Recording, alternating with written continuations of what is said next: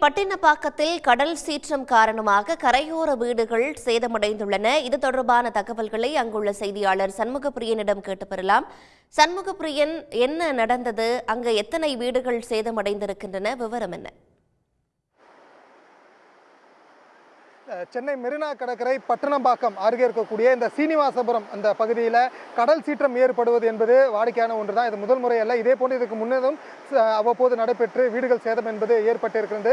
அதே போன்று தான் கடந்த ஒரு 3-4 நாட்களாக இந்த பகுதியில் கடல் அலைகள் என்பது சீற்றமாக காணப்பட்டிருந்த சூழலில் கடந்த 2 நாட்களாக கடல் சீற்றம் சற்று அதிகரித்து குடியிருப்பு பகுதிகளுக்குள்ளேயும் இந்த கடல் அலை என்பது உட்புகக்கூடிய ஒரு சூழல் இருப்பதை இங்கே களத்திலிருந்து நம்மால் பார்க்க முடிகிறது. அதிலும் குறிப்பாக இந்த பட்டினப்பாக்கம் பகுதியை ஒட்டி இருக்கக்கூடிய இந்த சீனிவாசபுரம் அருகே இந்த கடல் மணல் பரப்பை ஒட்டிய சில குடியிருப்பு வீடுகள், மீனவர்களுடைய குடியிருப்புகள் என்பது அமைந்திருக்கின்றது. கடந்த சில நாட்களாகவே இந்த பகுதியில் கடல் அலை என்பது சற்று சீற்றத்தோடவே காணப்பட்டிருந்தன. இதன் தொடர்ச்சியாகவே இரவு நேரங்களில் கடல் அலை சீற்றம் என்பது அதிகமாக இருக்கக்கூடிய காரணத்தினால குடியிருப்பு பகுதிகளுக்குள்ளேயும் இந்த கடல் அலை என்பது உட்புகக்கூடிய ஒரு அபாயம் ஏற்பட்டிருக்கிறது. இதன் காரணமாகவே இந்த கரையோரம் இருக்கக்கூடிய சில வீடுகள் சேதமடைந்திருக்கின்றன. கரையோரம் இருக்கக்கூடிய ஒரு சில குடிசை வீடுகள் பகுதி அளவில் சேதமடைந்திருக்கின்றன.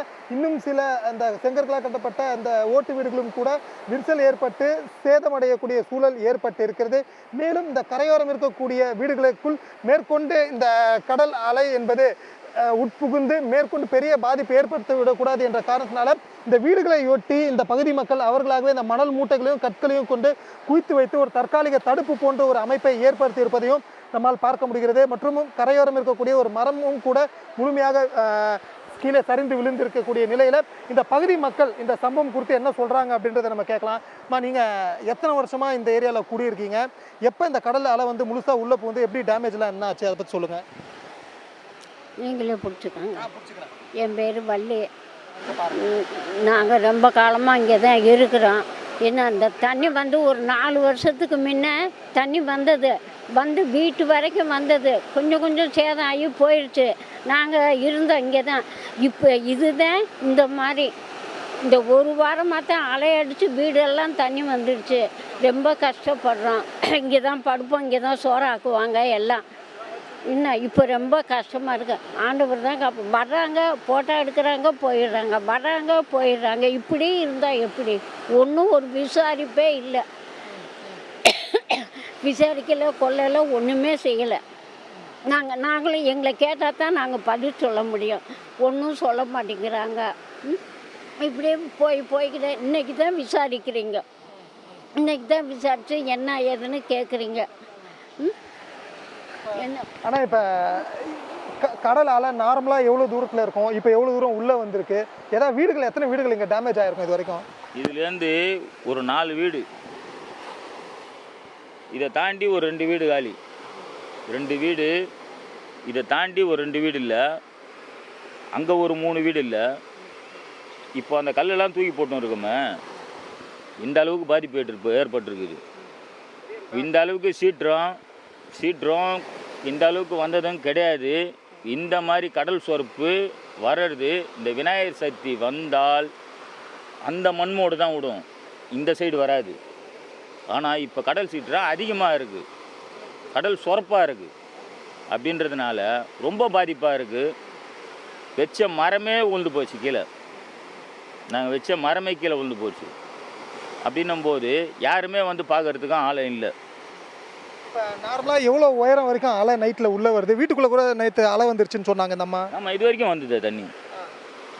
இதுமே ஒரு 5 அடி உயரத்துலலாம் உட்காந்துருக்கோம். ஆமாம், இது வரைக்கும் வந்தது தண்ணி. பாருங்கள், இப்போ நாங்கள் எவ்வளோ தூரம் தடுப்பு போட்டு வச்சுக்கிறோம்? ஒரு 5 அடி போட்டிருக்கீங்க. இப்போ நாங்கள் தடுப்பு போட்டு வச்சுக்கிறோம்ல, அதுக்கு கீழே அதுக்கு மேலே வரைக்கும் தண்ணி வந்தது. இது சப்போஸ் வரக்கூடாதுன்னு சொல்லிட்டு தான் இது வரைக்கும் மேலே போட்டு வச்சுக்கிறோம்.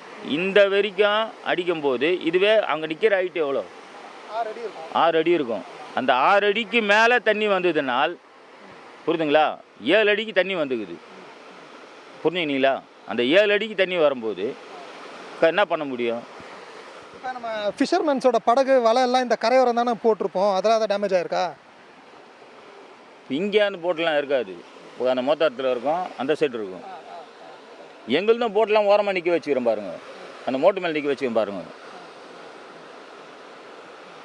மொத்தத்தில் ஒரு எத்தனை வீடு இங்கே டேமேஜ் ஆகிருக்கும்? இங்கே ஒரு 20 வீடு டேமேஜ் ஆகிருக்கும். இப்போ தொடர்ச்சியாக கடந்த ஒரு வார காலத்தில் தான் கடல் அலையுடைய சீற்றம் என்பது இந்த குறிப்பிட்ட பகுதியில் அதிக அளவில் இருப்பதாகவும், இப்போ நம்ம உட்காந்துட்டு இருக்கக்கூடிய இந்த இடத்துல கூட ஒரு 2 குடிசை வீடுகள் முழுமையாக சேதமடைந்திருப்பதாக இந்த பகுதிவாசிகள் நம்மிடம் தெரிவிச்சிருக்காங்க. தற்காலிகமாக மற்ற வீடுகள் உள்ள கடல் அலை உள் புகாத வண்ணம் இருக்க வேண்டும் என இந்த கரையை ஒட்டி வீடுகளுக்கு முன்னால் மணல் மேடுகள், மணல் மூட்டைகள் மற்றும் கற்களை கொண்ட தடுப்புகள் தற்காலிகமாக இவர்களே அமைத்து கொண்டு ஒரு முன்னேற்பாடுகளை செய்திருப்பதை இங்கே களத்திலிருந்து பார்க்க முடிகிறது. மேற்கொண்டு கடல் சீற்றத்தால் ஏராளமான வீடுகள் பாதிக்காத வண்ணம் இருக்க வேண்டும் என்ற அடிப்படையில் துரிதமான முன்னெச்சரிக்கை நடவடிக்கைகளை அரசு சார்பில் முன்னெடுக்க வேண்டும் அப்படின்றது இந்த பகுதி மக்களுடைய ஒரு பிரதான கோரிக்கையாக இருக்கிறது. களத்திலிருந்து விவரங்களை வழங்கியமைக்காக நன்றி சண்முகப்பிரியன். உடனுக்குடன் செய்திகளை தெரிந்து கொள்ள சன் நியூஸ் பெல் ஐகானை கிளிக் பண்ணுங்க.